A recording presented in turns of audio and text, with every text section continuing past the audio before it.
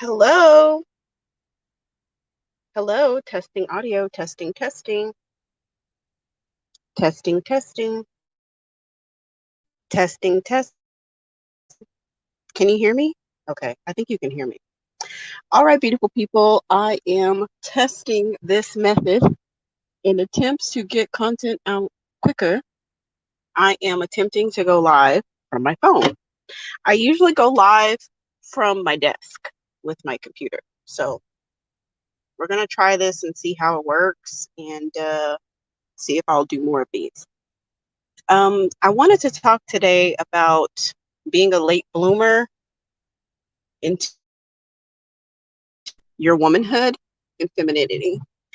And to some extent, being a late bloomer into manhood and masculinity. So I would tell people that my brother was a late bloomer. I would say that about him. He's married now, and he's been married for, let's see, going on 3 years. Or no, it's just about to be three. Oh, I think he just had his 3-year anniversary. Yeah. So he's been married for 3 years, and before he married his wife, I think they were in a committed relationship for at least a year. Might be at least a year. It didn't take him long before he proposed to his now wife. And so this was like he was coming up on becoming 40. And I would just say, yeah, I am genuinely proud of my brother and the man he is today. And he was not that man 10 years ago.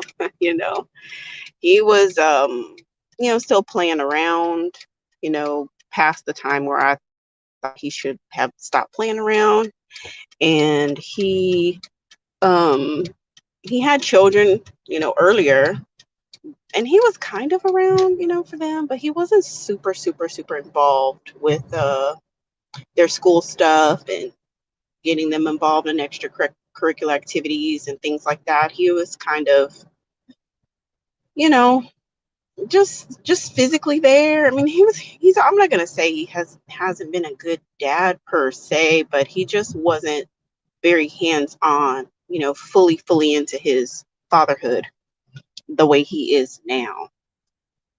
And I would always tell people like, yeah, my brother, he was late to the game, but he's here now, and now he's really, demonstrating as a full and like fully into his manhood, because now he's responsible for a family. He has his wife and she has children, and then he has children. So, together they have a Brady Bunch worth of children, and hands on with his stepchildren, and still involved with his own children, but he's very, very hands on with his stepchildren. He's the primary person to get them to where they have to go, as far as their sporting events and their homework and school meetings and PTA and things like that. He's the main one who is. Oh, that was a school zone. Oops.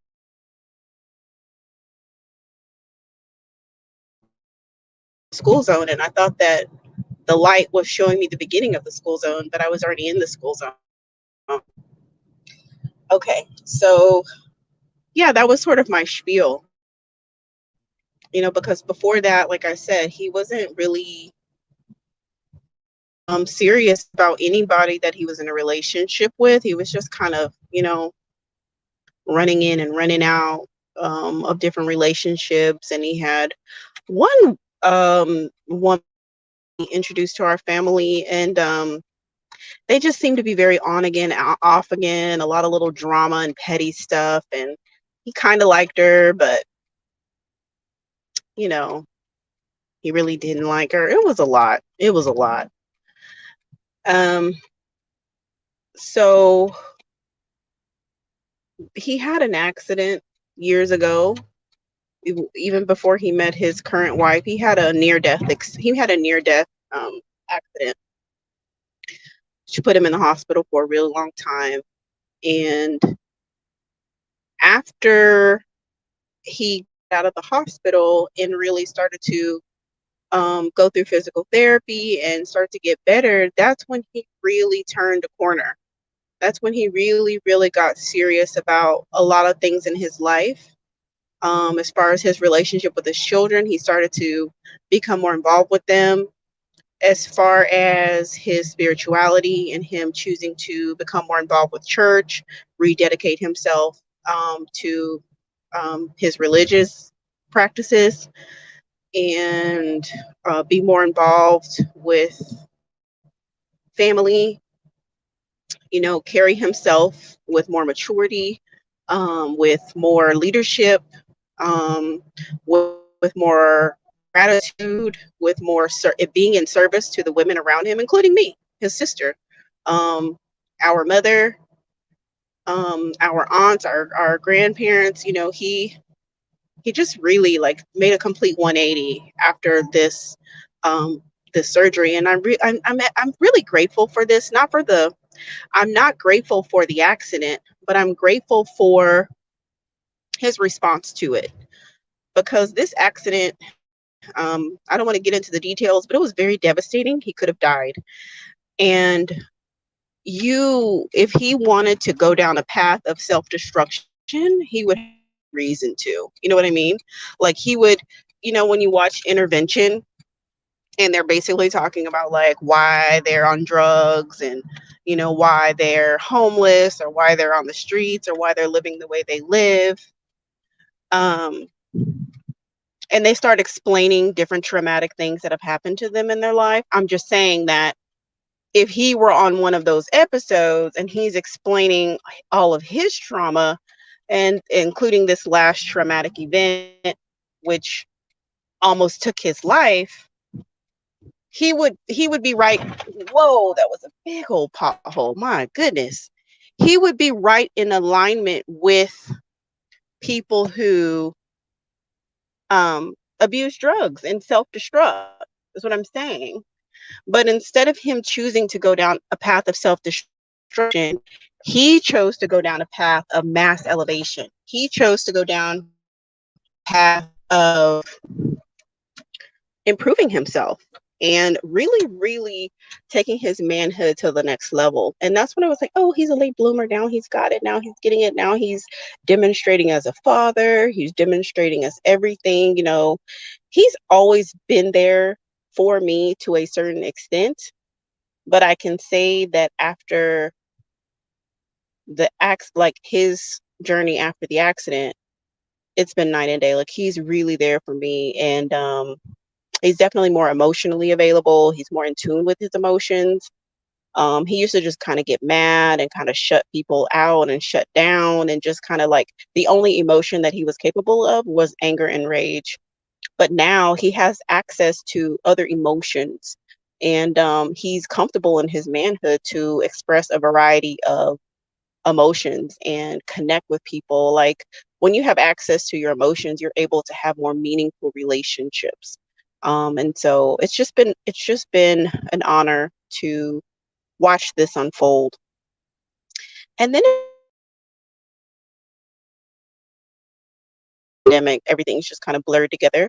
But let's just say within like the last year and a half, somewhere within the last year and a half, I've noticed I'm a late bloomer too. I'm a late bloomer too. Now, I was really good at the logistics of life, administration of life. I was really good at achieving things. I was good at managing myself and managing the business of life, career, personal administration, creating relationships, maintaining relationships. Like I've been able to do all of that for the most part.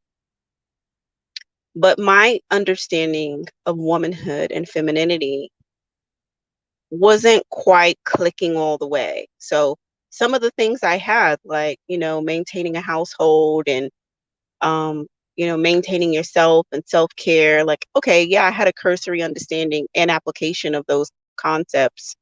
But I was definitely failing in the area of attracting a masculine provider, and now I have an opportunity to reflect back on some of the belief systems, some of the philosophies, some of the ways that I carried myself, some of the circles that I chose to put myself in, some of um, the ways that I would interact, and just not even positioning myself to be found by a provider, a provider man. I had a slew of dusty relationships, um, up into the point of now I don't do that anymore, and I haven't done that uh, for years. I just don't do dusty. But I had to really be honest with myself. Think like, well, I I bloomed late too. Like, I'm just now getting it. I'm just now getting how to be provided for consistently. Because I wouldn't say I just only dated Dusties. I would date, an engineer, a wealthier guy, and then I would date a Dusty, and then I would date an attorney, and then I would date a Dusty, and then I would date a doctor, and then I would date a Dusty, right? So there was definitely a mixed bag of experiences, but those Dusties should have never been a part of the equation, or whatever. It is what it is, or no regret. I am who I am today, and I have this moment, I have this day, I have this season of my life to manifest what it is that I want. But it's just like, yeah, it was sprinkled dusties throughout. And the last batch of dusties did a lot of damage, to me financially. Yeah, I mean, I'll just say that. The last batch of dusties did a lot of damage to me financially. And I just wasn't getting it. I just wasn't getting I was miss I was m- I wasn't applying properly the tactics of femininity. Um, I mean, I understood how not to be disrespectful and argue, but what I didn't understand was leaving the table when love is no longer being served. Um, I would try to stay there and make sense of crazy. Now, to my credit, I never stayed too long. So we're talking 6 months to 9 month relationships, 3 to 9 month relationships. But that's definitely 9 months too long, right? Now I'm at a place of dating without devastation. I'm at a place of being consistently provided for by men with resources and men who want to invest into my life, men who make my life easier and more comfortable, men who see me as a prize and chase me, and pursue me rather than chase. And so I just operate on a totally different wavelength. The emotional stability that I've achieved within the last year, foundational, and a lot of that is accredited to the inner child work that I have done, um, and understanding deep seated, some of those deep desires, some of those deep emotional core needs and core wounds that were only pacified through these relationships. I'll do another video about it, but there was a relationship that I had last year that ended up being pretty devastating. I won't say completely, but it it it put me in timeout for a little while. It affected me. I couldn't just move on quickly from it the way I move on quickly from most of these interactions. Because I actually decided that I was going to be monogamous with him, which is something that, I've rethought my approach to monogamy. But at that time, I was still on the, okay, once I meet a man who is a provider and he's everything that I need, I'm done dating. I'm just going to date him. And he was a good provider. He provided a lot for me. He was there for me. He was he was just a good provider. He was very attractive, very attractive, and a good provider. So I felt comfortable committing to being with him. But in retrospect, I didn't have enough to really justify being monogamous with this man just because he's a good provider. I just really didn't have anything to justify monogamy per se. In other words, we had briefly talked about marriage, but it wasn't like marriage was on the quick horizon, right? So I wouldn't want to be monogamous with anyone who we are not on the brink of literally being engaged. But that's, like I said, that's another story for another video. But I'm trying to figure out why I even brought that up. Um, oh, I know why I brought that up. Whenever we broke up, I felt a deep sense of pain, and that pain that I felt from him, it was linked to the abandonment of my own father from my life. Like it was just all mixed in together. It was his abandoning me, it was my father abandoning me, and it was just this replay of like men abandoning me and me feeling abandoned like a little girl when my dad abandoned me. And so when I did the work on the inner child and really healing her, having conversations with her about parents' responsibilities and about um, processing through the abandonment and coming to a different place, coming to a place of peace, I feel more at peace about my biological father than I've ever felt in my entire life. I feel at peace with all my decisions, and I am able to love his spirit, and I'm able to love him as a baby before life happened to him and he become the demonic person that he is today. But before society and his parents who failed him, my grandparents failed him, everybody failed him. I can love him pre-life. When life happened to him and ruined him, I can tap into the essence of who he is, as well as I can tap into the essence of who my mother is before life ruined her. And I just felt a deep sense of peace with that on a spiritual level. And knowing that he is a spirit wrapped in demonic flesh. And I don't want him in my life. I can just appreciate it from afar. I don't need to engage with either one of them. And so that just really helped advance my level of understanding and my level of peace with emotions. And I don't feel that deep sense of abandonment when I need to walk away from a man, when I need to walk away from a man in a relationship that's no longer serving love, that they are not going to be the one to consistently be the protector and provider that I desire. Um, I share a lot on this channel about my dating escapades, and they're usually fun and lighthearted, and I actively enjoy my dating life. I don't enter into a date thinking that this is going to be my husband. I used to, but I really don't do that so much now because the wisdom that I have shows me that I don't have enough information to know that. I don't believe in fairy tales. And also, the most important thing to me is stability. It's consistency and ability and consistency and character and the like. Um, I've been on many, many, many, many wonderful dates, and it's easy to do that for 2 or 3 dates. But who is he after the 9th date?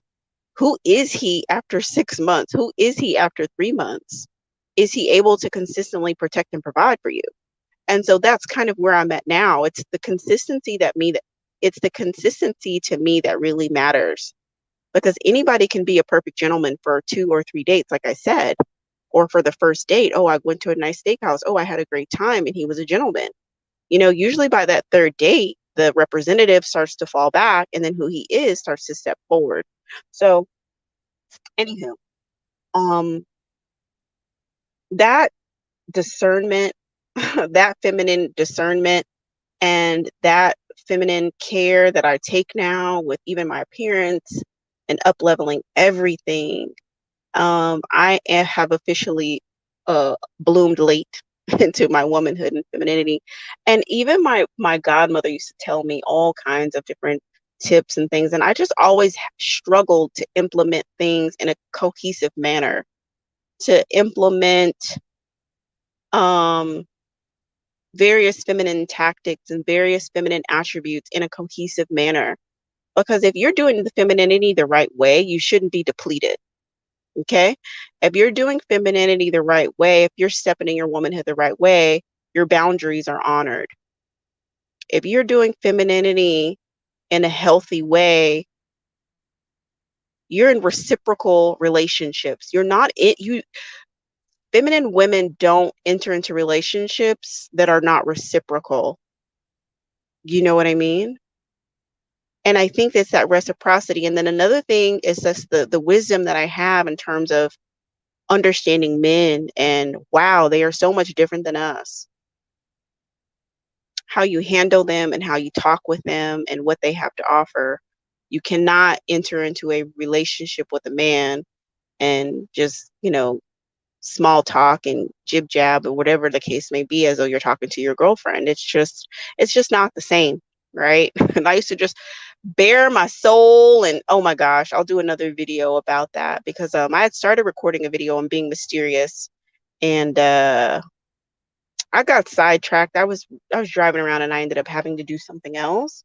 So I didn't get to finish that video, but I will. I will finish that video on being mysterious, because that, again, like, that's just one example I'll give you. That's one concrete example of something I never could implement properly. It was something that confused me. I intellectually understood the concept of being mysterious, but I never could implement it in a way that felt authentic and good to me and that made sense to me. But now I can. Now I get it. Oh, I totally get it. And I'm good at it. Being mysterious. I'm very good at it.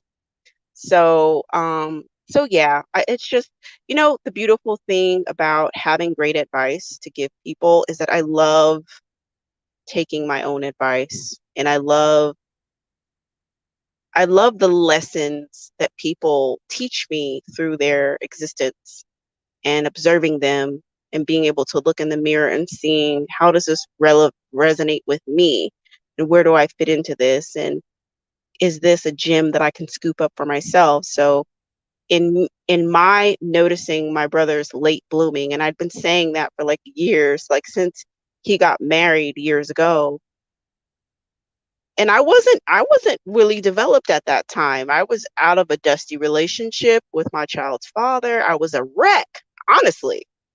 I was kind of an emotional wreck.